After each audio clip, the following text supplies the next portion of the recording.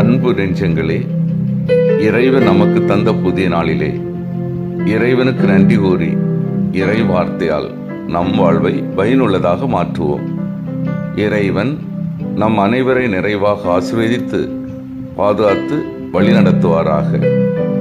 இன்றைய விழா ஆண்டோடைய தோற்ற மாற்றம் விழா. மார்க்கு நற்செய்தி நூல் பிரிவு 9, இறை சொற்றொடர்கள் 2 முதல் 9 முடிய. இதன் விளக்கம் அறிவோம். இயேசு தாம் உருமாறி மகிமைமிக்க ஒரு தோற்றத்துடன் காட்சியளித்த இந்நிகழ்ச்சி சீடர்கள் மிகவும் விரும்பிய ஒன்று. இயேசுவின் பாடுகள் பற்றிய அறிவிப்பும் அதைத் தொடர்ந்து ஏற்பட்ட சீடர்களின் புரிந்து கொள்ளாமையும், குறிப்பாக இயேசு பேதுருவை கடுமையாக சாடிய நிகழ்வும் சீடர்களிடையே கட்டாயம் ஒரு பெரும் ஏமாற்றத்தையே ஏற்படுத்தியிருக்க வேண்டும். அதை போக்கும் நோக்கத்துடன் அமைந்துள்ள இயேசுவின் மகிமைமிக்க உருமாற்றம், மரணத்திலிருந்து உயிர்த்து வெற்றி வாகை சூடிய இயேசுவின் பிரதிபலிப்பே. இத்தகைய மகிமை கொண்ட இயேசுவே இறுதி கால இயேசு என்பதை காட்டும் விதமாக இயேசுவை எலியாவும் மோசேயும் சூழ்ந்துள்ளன. இந்த பழைய ஏற்பாட்டு பிரபலங்கள் இருவரும் இறுதி கால இறைவாக்கினராக கருதப்பட்டன. இஸ்ரேல் மக்கள் போற்றிய சட்டம், இறைவாக்கு ஆகியவற்றின் தோற்றம் இவர்களை சார்ந்ததே. சட்டமும் இறைவாக்கும் இயேசுக்கு சான்றுகள் என இங்கே புலனாகின்றது. இயேசுவின் தோற்ற மாற்றம் என்பது அவருடைய மாட்சிக்குரிய உடலை அறிமுகப்படுத்துவதே. பேதுரு, யாக்கோபு, யோவான் ஆகிய 3 சீடர்கள் 12 சீடர் குழுவின் மைய அங்கமாக விளங்கின. இயேசு தோற்ற மாற்றம் நிகழ்ச்சி ஓர் உயர்ந்த மலையில் நிகழ்ந்தது என்பது கடவுள் தங்கும் இடம் உயர்ந்த மலைகளே.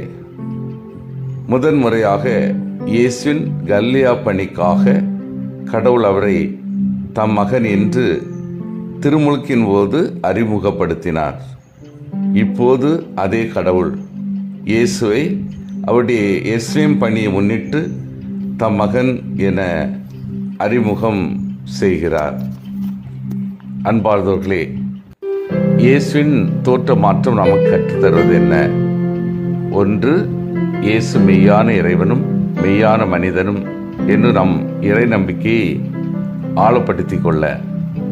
2வது, இயேசு மாட்சிமிகு இறைவனாய் இருந்தபோதும் தம்மை தாழ்த்தி சிலுவை சாவை ஏற்றுக்கொண்டது போல நாமும் நம் வாழ்வின் சிலுவைகளை ஏற்றுக்கொள்ள.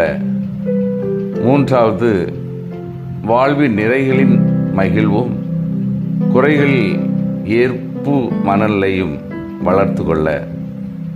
எனவே நாமும் இயேசுவின் இந்த தோற்ற மாற்று நிகழ்விலிருந்து அவரது எளிமையை, கீழ்ப்படிதலை, பணிவை எண்ணி வியப்போம்.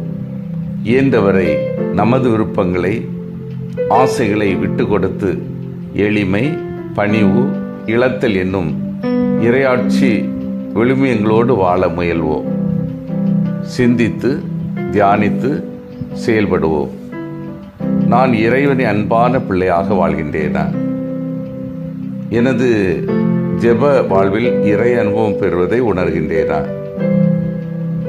மலை அனுபவம், மக்கள் அனுபவம் இணைந்து செல்கின்றதா? மன்றாடுவோமாக. வல்லமை மிக்க இறைவா, நாங்கள் அனைவரும் இறைவனை அன்பான பிள்ளைகளாக திகழவும், ஜெப வாழ்வால் இறை அனுபவம் பெறவும், மலை அனுபவம் மக்கள் அனுபவம் இணைந்து செல்லவும் வரம் தாரும். ஆமீன்.